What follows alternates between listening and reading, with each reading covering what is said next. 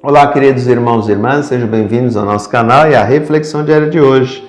Dia 31 de julho, Santo Inácio de Loyola. Santo Inácio de Loyola, nascido em 1491, tem uma significante história de vida. Era militar e as leituras espirituais, como a vida de Cristo, mudaram-lhe os pensamentos e os sentimentos. Retirou-se para uma gruta, iniciando seu êxodo de vida. Fundou a Companhia de Jesus, os jesuítas, hoje o Papa, que é jesuíta, Francisco, para a maior glória de Deus e o serviço da Igreja. Sua experiência espiritual está consignada nos exercícios espirituais, que são os retiros inacianos. Se alguém de vocês um dia tiver a oportunidade de fazer, faça. É muito interessante. É silêncio completo. Vale a pena sair desse mundo louco que a gente vive. Promoveu a catequese e o apostolado missionário.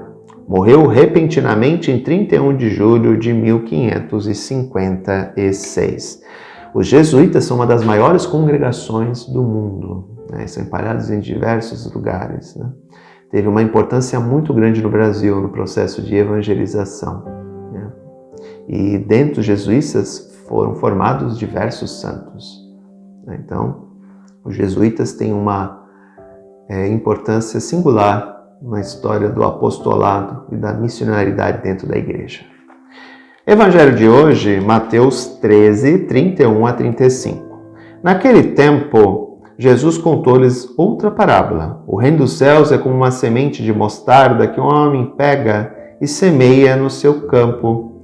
Embora ela seja a menor de todas as sementes, quando cresce, fica maior do que as outras plantas e torna-se uma árvore de modo que os pássaros vêm e fazem ninhos com seus ramos.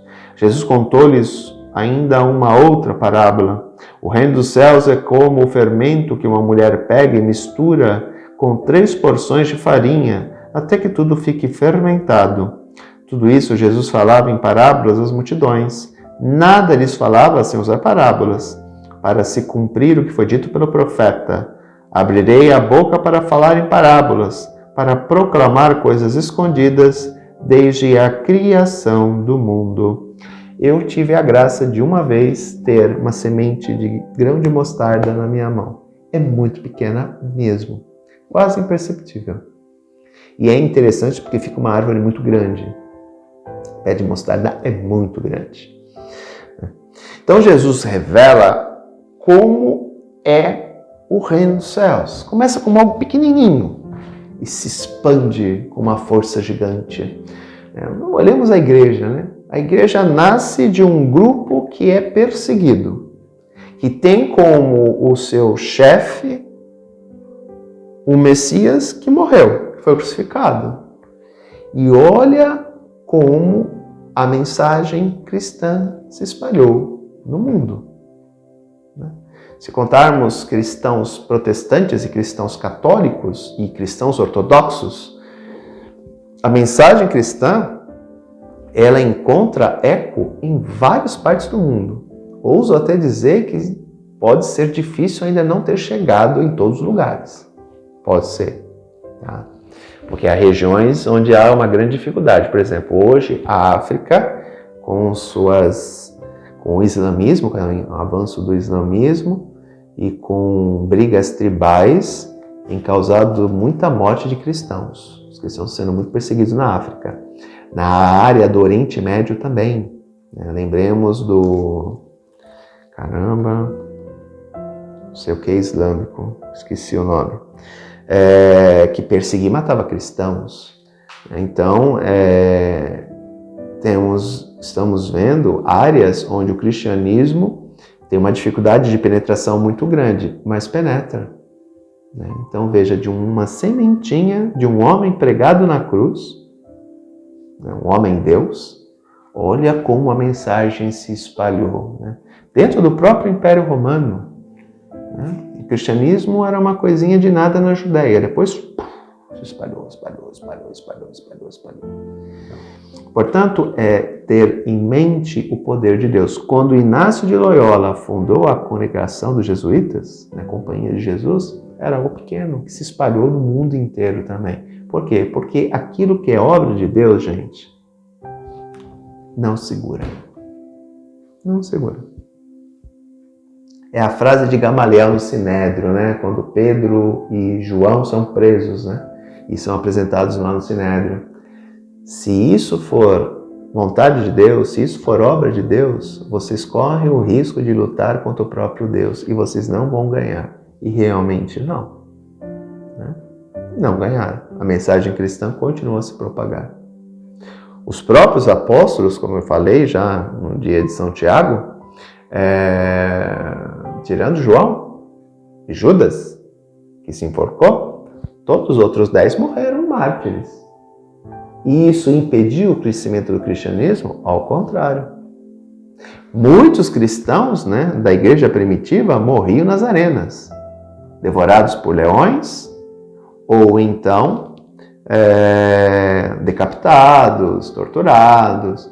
E isso fazia com que diminuísse a mensagem cristã, a propagação? De jeito nenhum, ao contrário, frutificou. Dizem os autores antigos que se frutificou diante do sangue dos mártires, né? Fecundou, foi um sangue que fecundou a fé daquele povo. Portanto, é compreender que de pequenas coisas Deus faz grandes coisas. Grandes coisas. A gente tem uma mania muito grande, né? Muito forte de ver somente as coisas grandes, né? Não. Por exemplo, todo o trabalho que eu realizo, eu tenho consciência de que não sou eu que vou colher. É outro que vai colher. E eu vou ficar ensuimado com isso? De jeito nenhum. Não. Eu não planto para mim mesmo. Eu planto para Cristo. Quando eu estava na Perpétuo Socorro, tudo aquilo que eu fiz, tudo aquilo que eu plantei, todo o trabalho que eu busquei executar, eu não colhi. Outros que vieram depois de mim e virão depois de mim, que vão colher. Aqui na Santa Rosa é a mesma coisa. No dia que eu sair daqui e outro vier, ele vai colher coisas que eu plantei. E às vezes também não vai colher, porque são coisas que eu semeei, eu plantei, mas não se desenvolveu. Pode acontecer também. Mas aquilo que se desenvolveu aqui diante daquilo que eu plantei, outro vai colher. E eu vou ficar triste por isso? De jeito nenhum. Assim como eu indo para outros lugares, eu também vou colher coisas que eu não fiz, mas que aquele que estava antes de mim fez. Portanto, é compreender que de pequenas coisas Deus faz grandes. Porque quando é vontade de Deus, quando Deus dispõe, não adianta o homem querer ir contra. Sabe? Quando Deus propõe, não adianta o homem querer dispor. Não. Senão corremos o risco de ir contra Deus. É fazer o melhor em Deus, porque é Ele quem realiza a obra. Nós não temos força para isso. Que o diga Inácio de Loyola. Grande abraço, queridos irmãos. Fique com Deus. Até a próxima. Tchau.